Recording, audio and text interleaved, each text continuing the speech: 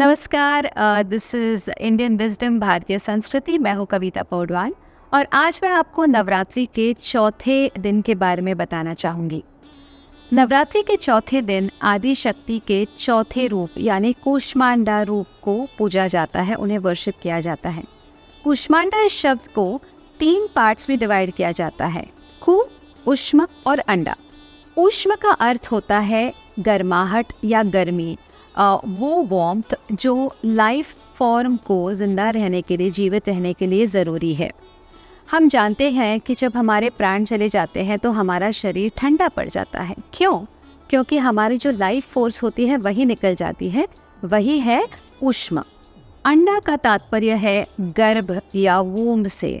तो हम सब अपनी माँ के वूम्ब से आए हैं। All mammals are born out of their mothers वूम्ब्स।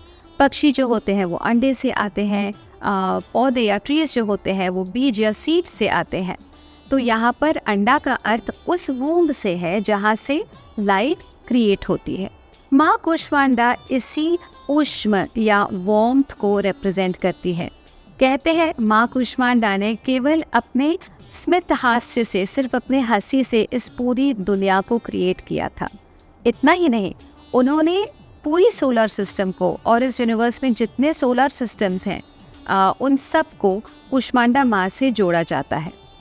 ये भी देखा गया है कि जहाँ पर उष्णता होती है, वार्मथ होती है, वहाँ पर बीमारियाँ नहीं आती। इसलिए अगर आपको हेल्दी रहना है, अगर आपको बीमार नहीं पड़ना, तो it's a good idea to worship माँ कूष्मांडा। तो फिज़िकल हेल्थ मेंटेन करने के लिए और मेंटली हेल्दी रहने के लिए फिज़िकल और मेंटल रिजुविनेशन बहुत ज़रूरी है, और ये दोनों करता है, बड़ी इजीली करता है डांस।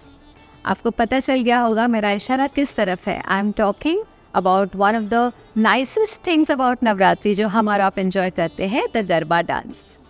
रंग बिरंगी कपड़े पहनकर, मिरर वर्क के कपड़े पहनकर डांडिया के बीट्स पर डांस करना हम सबको बहुत अच्छा लगता है। Garba dance basically Gujarat state में शुरू हुआ।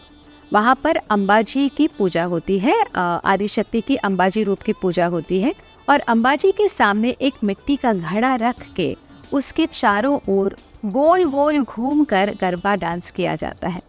क्या आपको पता है गरबा का जो मूल शब्द है वो है गर्भ, और सामने रखा होता है मिट्टी का घड़ा, उसमें होता है एक छोटा सा दिया। What does this all mean? This means we celebrate life. We celebrate life which is inside a womb. जब हमारी जो आत्मा होती है वो किसी दिए की तरह होती है, और जो मिट्टी का घड़ा होता है वो हमारा शरीर होता है, और हम माँ के सामने डांस करके ये उनसे प्रार्थना करते हैं कि हमारे शरीर को, हमारे आत्मा को हमेशा सेफ और साउंड और हेल्दी रखें। आपको और एक ट्रिविया बताती हूँ। ये जो गरबा का डांस है ये आपके लिए स्पिरिचुअली भी बहुत अच्छा है। क्यों? क्योंकि हम सब के अंदर एक शक्ति होती है जिसे कहते हैं कुंडलिनी शक्ति। आप इसे इंस्टिंक्ट भी कह सकते हैं, या आप इसे आपकी क्रिएटिव एनर्जी भी कह सकते हैं, लेकिन ये हम सब में डोरमेंट रहती है, सोई हुई रहती है। जब ये जागती है तो ये स्पाइरली जागती है।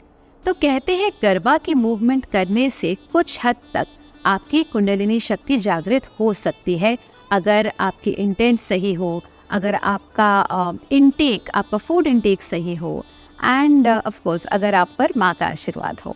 और भी एक कल्चर में गोल गोल घूमकर अपनी शक्ति को, अपनी कुंडलिनी को जागृत करके ईश्वर से कनेक्ट करने का रिचुअल है।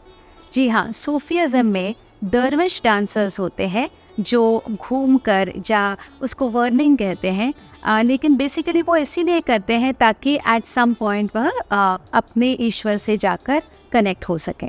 तो दोस्तों, इज़न्ट इट इंटरेस्टिंग, जिन चीज़ों को आप हमेशा से देखते आए हैं, इतना एंजॉय करते आए हैं, उसके पीछे कितना इम्पोर्टेंट थॉट है। जब तक हमें कोई बताता नहीं है हमें पता नहीं चलता।